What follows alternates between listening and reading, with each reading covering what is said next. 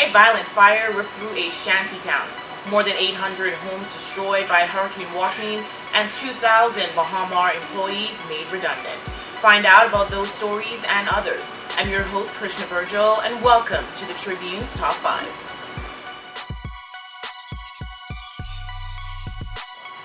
The criticisms of the National Emergency Management Agency are continuing, this time with an official of Crooked Island. Chief Counselor of Crooked Island, Timothy Thompson, on Tuesday said the National Emergency Management Agency dropped the ball, adding that the island is still awaiting rebuilding supplies like plywood and shingles nearly 3 weeks after Hurricane Joaquin.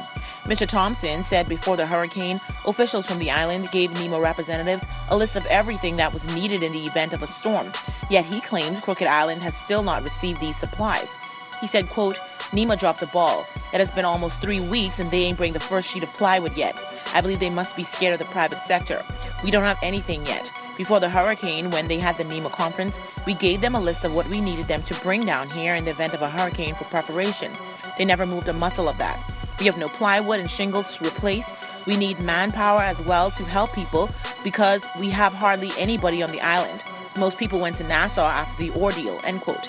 He said a lingering issue on the devastated island is leaking roofs, adding that for the last week, he's felt as though he's being waterboarded with the amount of rain coming inside his home. However, Mr. Thompson said he believes the island has a good amount of medicine, adding that residents made a makeshift clinic at the airport.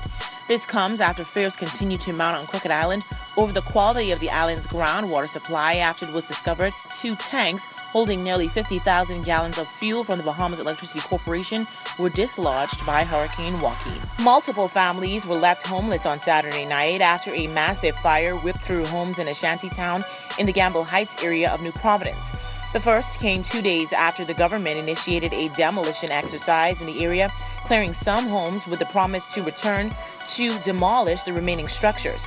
As police fire services worked to contain the fire from spreading, distraught residents looked on, some questioning where they would sleep for the night. Assistant Superintendent Walter Evans, head of police fire services, said police did not know the cause of the blaze, but arson has not been ruled out. He said that at around 7:19 p.m. on Saturday, fire services received a report of a structural fire in the Haitian village of Gamble Heights. When they arrived, the teams met multiple structures on fire. He said there was a need for assistance, and based upon the volume and the size of the fire, all the units on New Providence were called to assist. He said the proximity of the structures aided the blaze, but added that firefighters had the fire under control and it was not expected to spread any further. He estimated that more than half of a dozen structures were destroyed in the fire. Then on Tuesday night, police were called to the scene of another at the shanty town, which made the third blaze in the community since Sunday. Police have said they suspect arson as the reason behind the first 2 fires.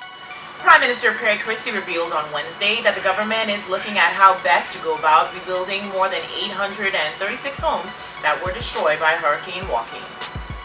Prime Minister Perry Christie said the government plans to simultaneously rebuild the hurricane-ravaged Family Islands, where an estimated 836 homes were completely destroyed.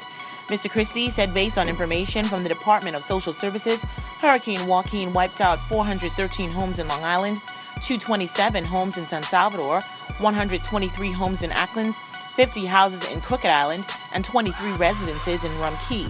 However, Mr. Christie suggested that the numbers could increase as teams continue to assess the damage to homes and provide assistance to impacted and displaced families. Last week, the nation's leader said an initial estimate of the costs of damage due to Hurricane Joaquin was already at $60 million and was expected to rise as additional assessments came into the Ministry of Finance. While he stated the government will most likely borrow money to assist with rebuilding, he revealed on Wednesday that the government has received grants to assist with the effort. The most recent was $1.7 million from the Japanese government through its Japanese aid program. The Prime Minister spoke about this matter in the House of Assembly and the progress made on the southern and central islands since the passage of the Category 4 storm earlier this month. The Department of Housing, he said, was provided designs of houses constructed following previous hurricanes. However, the foundation designs have to be adjusted to account for higher flood levels experienced by Hurricane Joaquin. Local contractors will be given the opportunity to construct the homes in the various Family Islands. Transport and Aviation Minister Glenys Hannah Martin on Monday said claims that the Department of Meteorology's Doppler radar was not operational as Hurricane Joaquin battered the central and southern Bahamas earlier this month were erroneous. Mrs. Hannah Martin, who has the Department of Meteorology in her portfolio, insisted that the issues with the accuracy of the Category 4 storm's track had to do with the erratic nature of Joaquin and not with the forecast equipment in the Bahamas.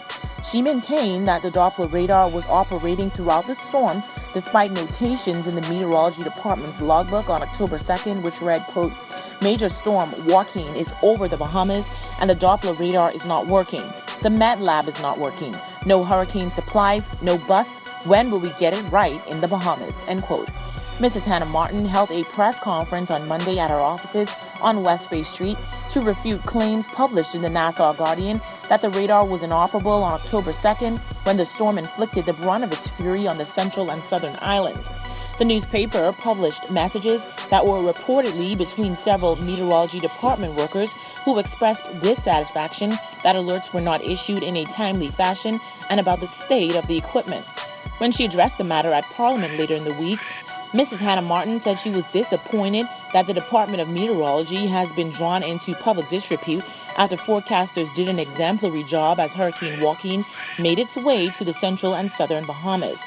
Mrs. Hannah Martin said forecasters should be praised for breaking ranks from international weather experts to insist that the Miami Hurricane Center issued warnings for the southern islands, despite U.S. meteorologists insisting that Hurricane Joaquin was not headed for the country. She also defended Prime Minister Perry Christie after the Nassau Guardian questioned if he misled Parliament and the Bahamian people about the condition of the department's radar during the hurricane's passage.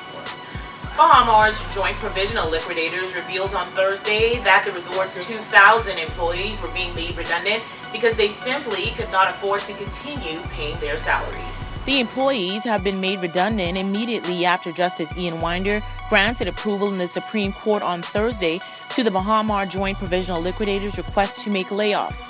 The Joint Provisional Liquidators, Bahamas-based Chris Global and UK-based Alex Partners, said the layoffs were due to the financial insolvency of the $3.5 billion resort project that has been stalled since June 29th. The redundancies are effective from Friday, October 23rd.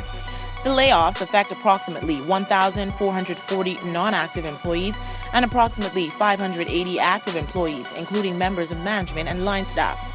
The liquidators said, quote, "Though today's layoffs are difficult on everyone, it further highlights the urgency of everyone to remain at the negotiating table and maintain the dialogue that may lead to a resolution, a restart of reconstruction, and the completion of the Bahamar project," end quote.